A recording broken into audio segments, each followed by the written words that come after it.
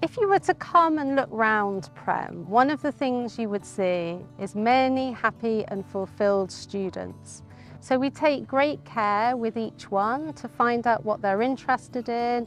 We have a full range of extracurricular activities and many rich learning opportunities so that students can really find their passions and their place in the world.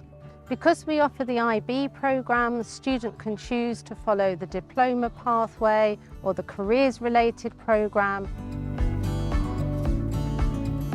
Every day I have the opportunity to walk onto this beautiful campus, to be inspired by nature, to see happy children in the playground, to walk into classrooms where learning is happening, where children are inspired, challenged, engaged, and have a really authentic appreciation and joy for learning. We want to see our students really develop their critical thinking, their ability to problem solve. Our students learn in a way that is not passive, rather it's actively using their hands to engage with the physical world realities, to learn through doing. There is also the after-school Exploria program where our students could be involved in anything from archery to basketball, and there are countless other examples of activities that they might participate in, which they choose themselves.